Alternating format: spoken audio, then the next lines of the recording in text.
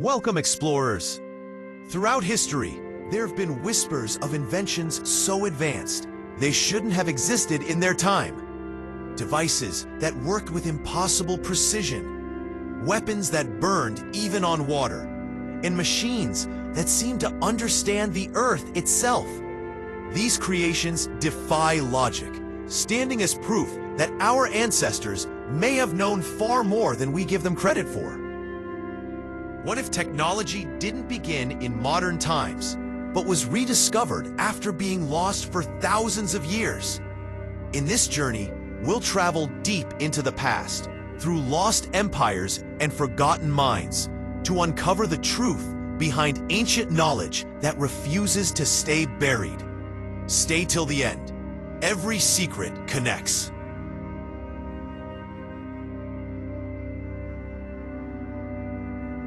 The Baghdad Battery, the forgotten power of the ancients.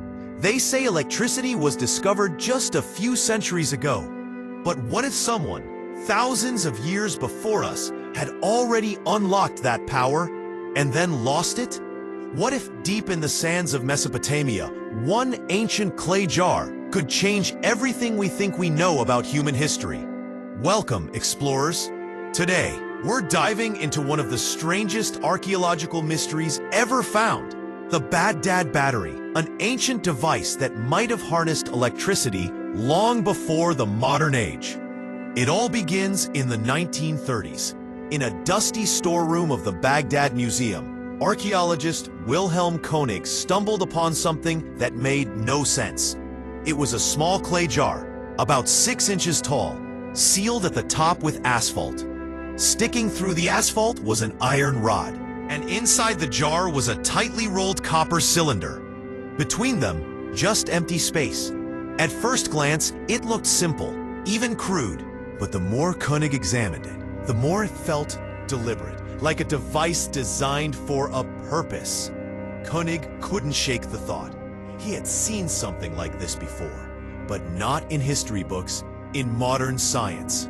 A copper cylinder, an iron rod, and acidic liquid? That combination could create an electric current. In other words, a battery. And if that was true, it would mean someone in ancient Mesopotamia, 2,000 years before the birth of Christ, had discovered electricity. When the news reached scholars, disbelief filled the air. Impossible, they said. They didn't even know what electricity was. But Koenig's findings were undeniable. The artifact dated back to the Parthian period, around 200 BCE. It wasn't a hoax. It wasn't misplaced. It was real. And soon, others began to test the theory. In the 1940s, researchers at the museum decided to reconstruct the object. They filled the clay jar with vinegar and acidic liquid. They inserted the iron rod and copper tube. And when they connected the two terminals with a wire, something extraordinary happened. A small, measurable electrical charge flowed. Weak, yes, but enough to power something small. Enough to make you wonder, what on earth were the ancients using this for? Some suggested the Baghdad Battery was used for electroplating, coating gold or silver onto other metals. It made sense. The ancient world was obsessed with beauty, with shimmering surfaces and intricate designs. Imagine artisans in ancient Mesopotamia, dipping metal ornaments into strange clay jars, unaware that they were using electricity to plate them with gold. It sounds unbelievable, but modern experiments have shown it's entirely possible. But that theory raises another question. Why would such a technique vanish completely from history? If they truly harnessed electricity, even in small forms, wouldn't it have changed everything? Wouldn't others have copied it, recorded it, or developed it further? Yet not a single ancient text mentions electricity, currents, or energy. It's as if this knowledge existed briefly, then disappeared without a trace. Let's pause here.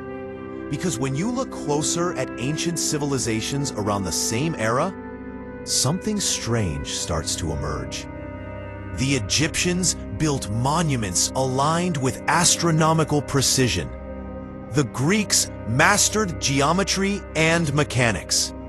The Romans used concrete that still survives today.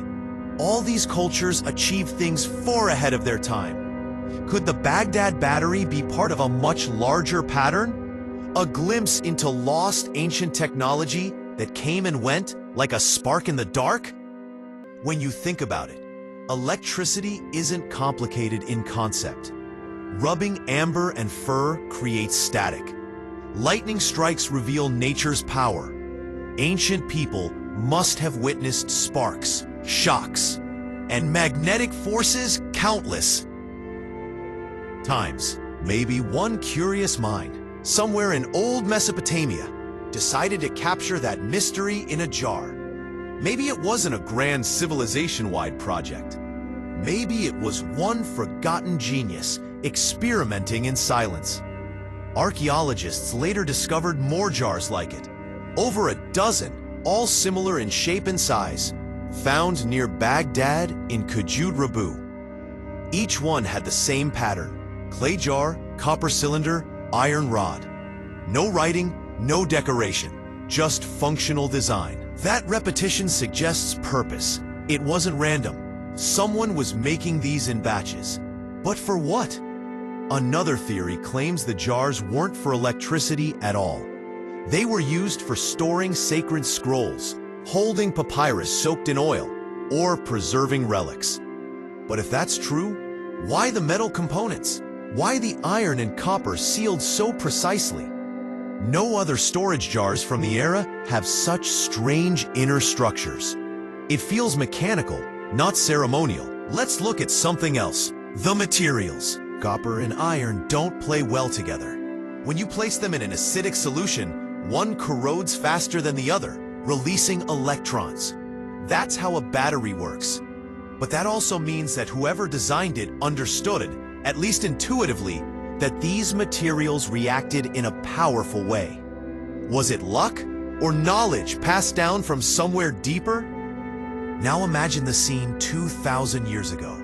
A dimly lit workshop. Clay pots lined up along the walls. The air filled with the smell of vinegar or wine. A craftsman, maybe an alchemist, maybe a priest, carefully lowers an iron rod into the copper cylinder.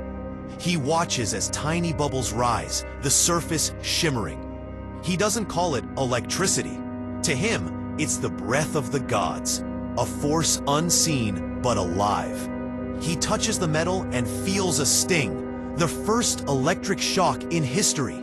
If this sounds poetic, remember, much of ancient science was intertwined with religion. Priests were scientists, temples were laboratories, and rituals were experiments in disguise. It's possible the Baghdad Battery was used in sacred ceremonies, to shock initiates, to make idols come alive with hidden energy, or to impress followers with divine displays. Imagine a priest touching a metal statue connected to the battery, making it spark when approached. To the crowd, it would appear as magic. To us, it's science.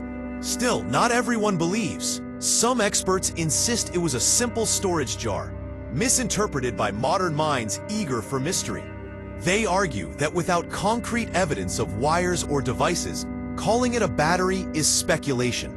But skeptics face a problem. The structure itself fits the design of a battery perfectly. The copper, the iron, the asphalt seal, they form a closed circuit. It's too perfect to be coincidence. Let's fast forward to modern experiments. Scientists have built replicas using lemon juice, grape juice, even wine. Each produces between 0.5 to 1 volt. Connect 10 of them in a series, and you get nearly 10 volts, enough to make small reactions or electroplate thin layers of gold. It's crude, but functional. And remember, ancient builders didn't need iPhones or lamps. They just needed symbolic power. A small electric shock or glittering surface could be enough to seem divine. So where did this knowledge go? Perhaps it was lost during centuries of invasion, war, and empire collapse. Or maybe it was never widespread to begin with, a secret held by a few. After all, Mesopotamia's history is filled with floods, fires, and conquerors. So much knowledge from that land vanished forever.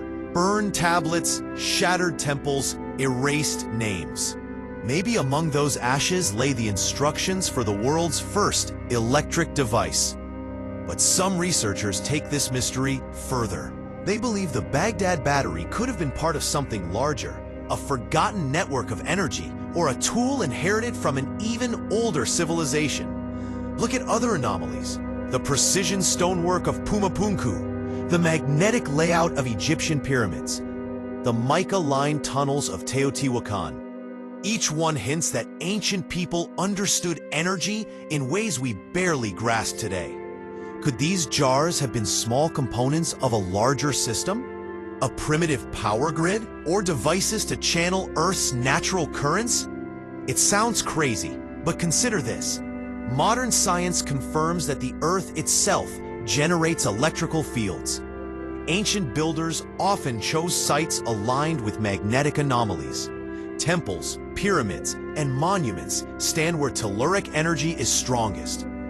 If they could sense or manipulate that power, even accidentally, they might have tried to store it. And what better storage than a clay vessel filled with acid, copper, and iron? Still, we have to admit, we don't know for sure.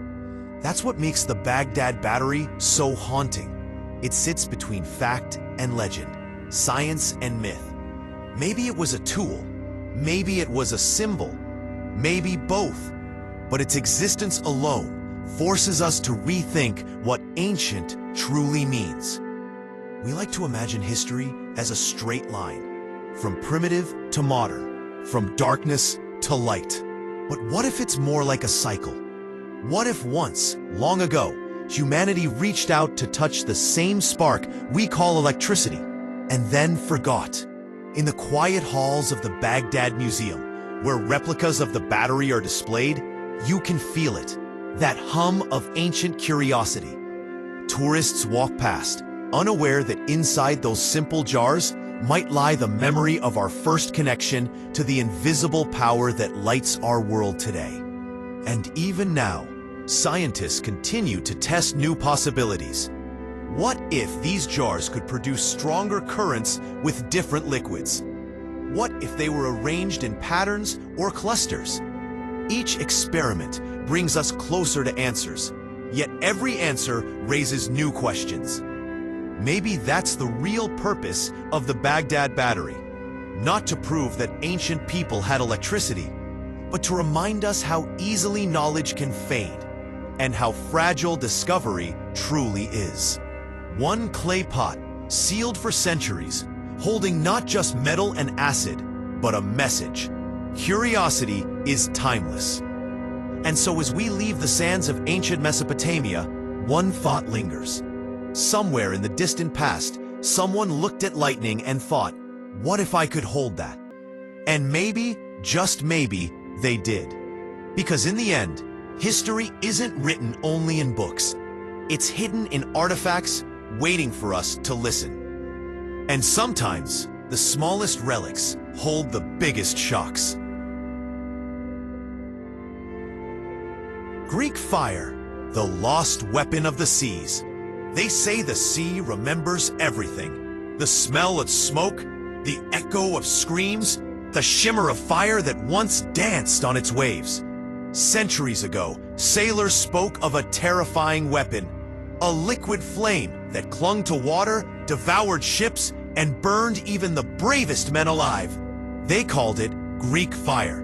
No one truly knows what it was made of, but its legend has endured for more than 1,000 years. A weapon so advanced, so unnatural, that even today, scientists and historians can't recreate it.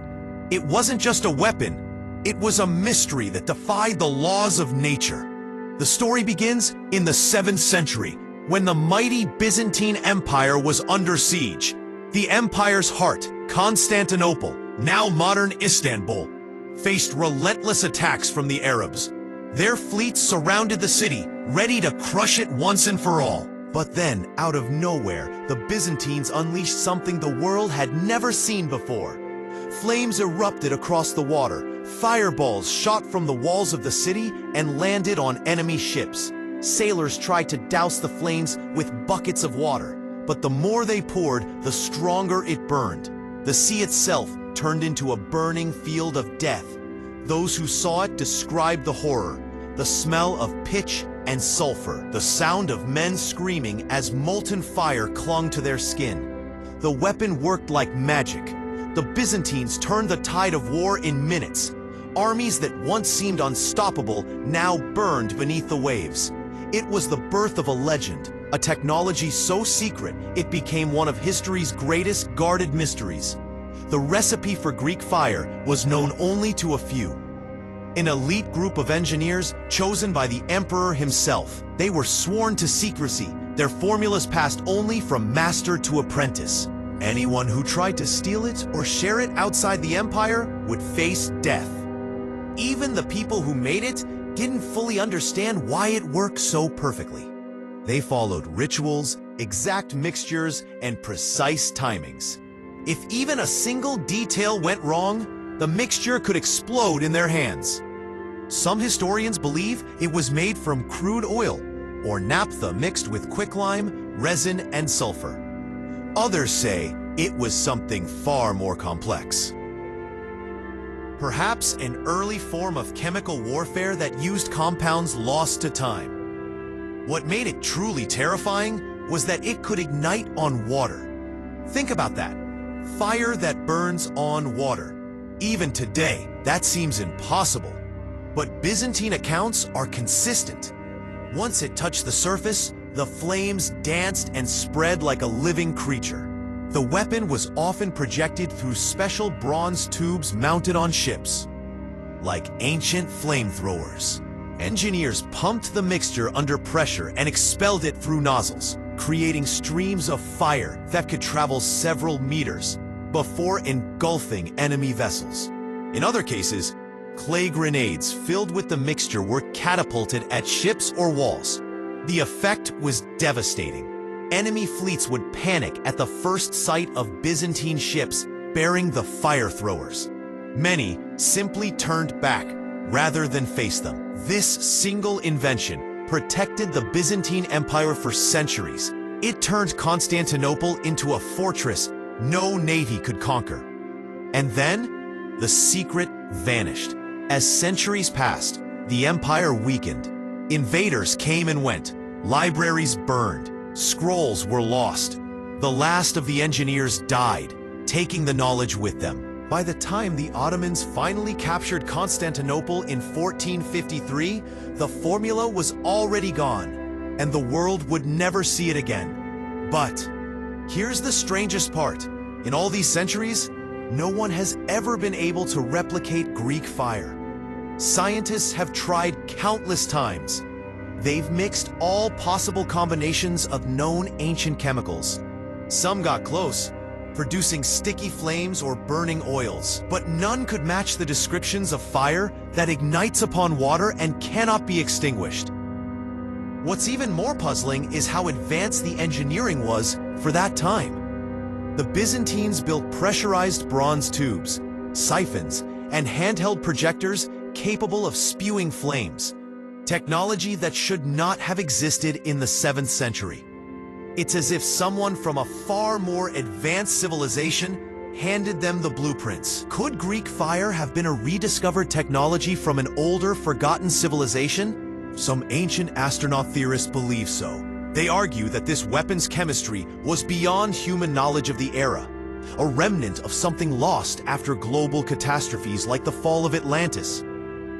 Mainstream historians dismiss such claims, but even they admit the recipe and mechanism were far ahead of their time. The fact that Byzantine scientists could create such a stable, powerful, incendiary mixture without modern laboratories is almost unbelievable.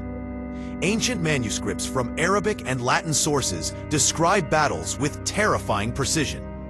One Arab chronicler wrote, "The sea was ablaze as though it were oil, and the fire pursued us even upon the waves." Another claimed that pieces of burning liquid followed men as they dove into the water, killing them as the sea boiled around them. This isn't exaggeration. Byzantine emperors considered Greek fire not just a weapon, but a divine gift. They believed it was revealed by angels to defend Christianity, and because of its holy status, they protected its secret like a sacred relic. So where did it come from? The most accepted theory credits a Syrian engineer named Callinicus of Heliopolis. Around 672 AD, he fled to Constantinople after the Arabs captured his hometown.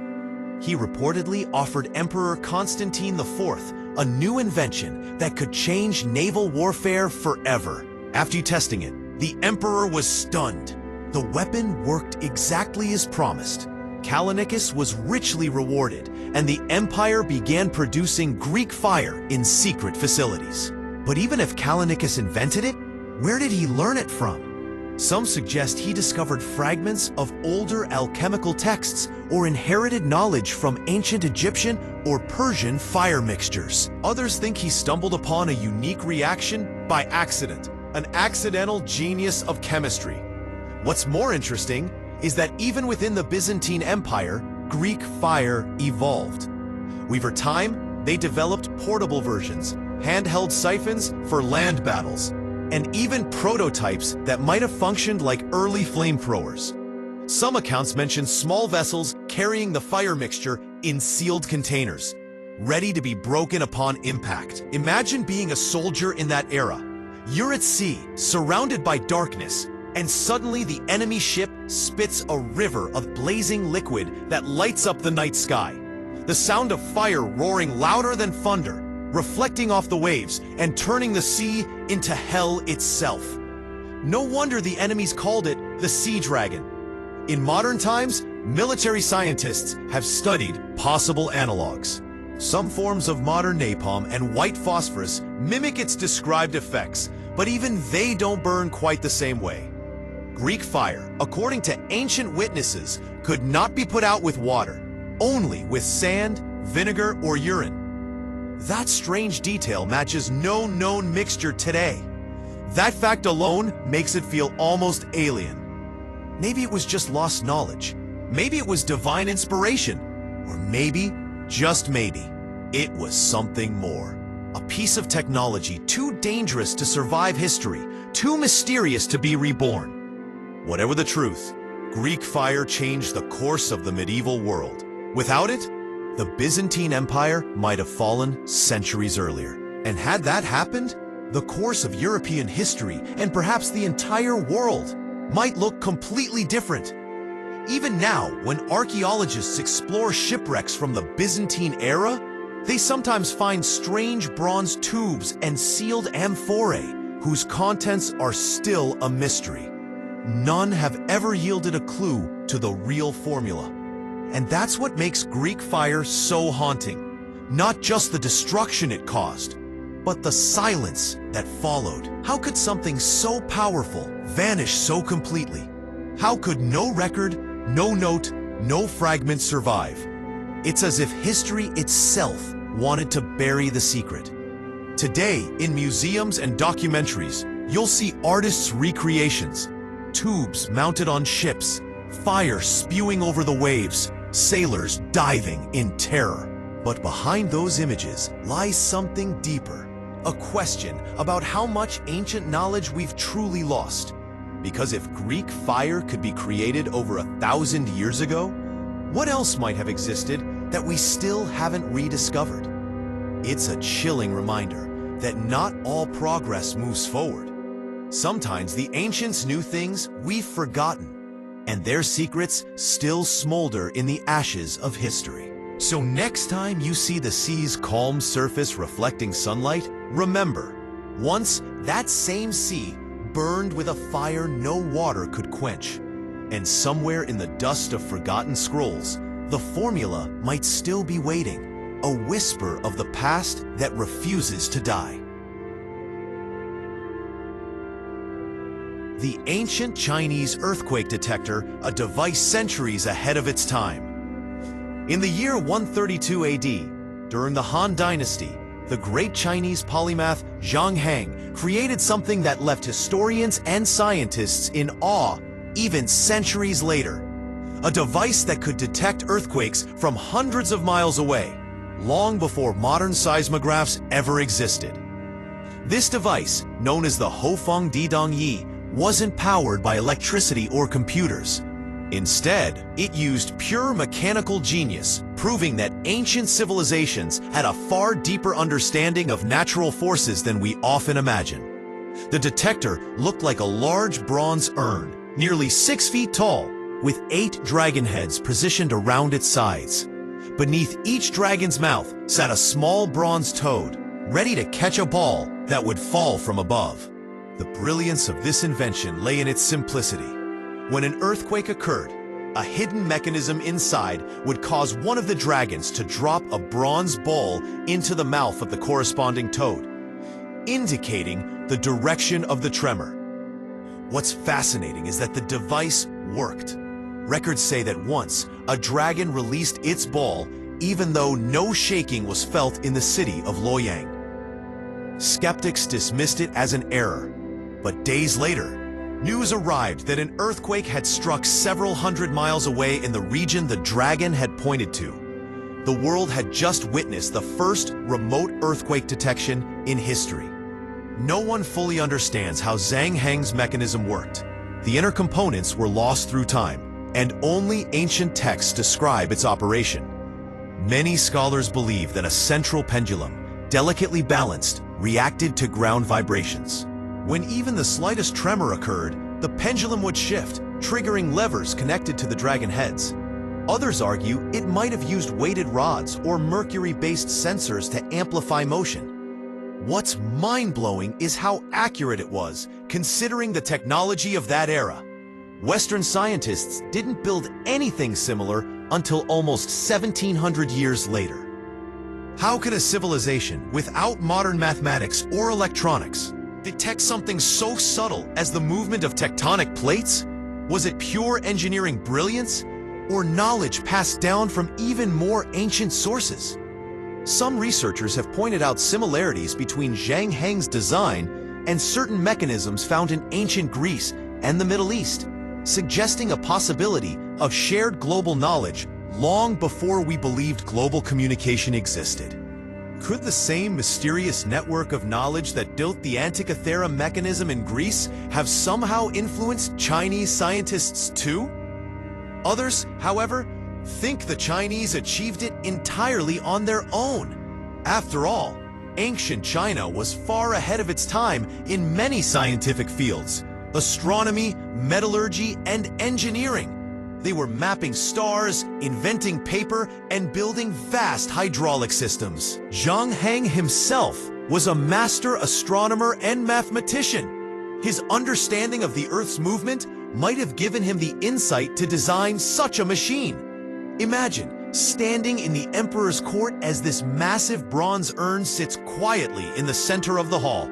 Suddenly, one of the dragons releases a ball. The sharp clang echoes through the chamber, and all eyes turn to Zhang Heng. The air is tense. There's no shaking, no signs of disturbance. Yet Zhang confidently announces, "An earthquake has occurred to the west." Days later, a messenger arrives, breathless, confirming it. You can almost feel the awe that must have filled that moment. Modern scientists have tried to recreate Zhang Heng's invention. In 2005, a group of Chinese researchers built a working model based on ancient descriptions. When tested, it successfully detected simulated tremors and even indicated their direction. Though we still don't know if this is exactly how the original worked, the fact that it can function at all proves how extraordinary Zhang Heng's understanding was. Even today, no original fragments of the true device have been found, only replicas based on texts. That mystery adds to its allure. Was the Hofeng Didongyi a one-of-a-kind instrument that was lost to history? Or did Zhang's students and followers continue refining it, creating technologies that vanished with time? Some theorists go even further. They believe Zhang Heng might have had access to knowledge from ancient civilizations that predated known history. The precision of the mechanism, its ability to respond to distant tremors, and its mechanical complexity all raise questions. Was it just human ingenuity, or a rediscovery of something once known and then forgotten? The ancient Chinese earthquake detector reminds us that human intelligence is not a modern invention. Thousands of years ago, people were already observing, experimenting, and inventing in ways we still struggle to fully comprehend. It's a story that challenges our assumptions about the past, proof that ancient science was far more advanced than we often give it credit for. Maybe Zhang Heng's invention was more than just a scientific achievement. Maybe it was a message from the past, whispering that the secrets of the universe have always been within reach. If only we learned to listen to the Earth as he did.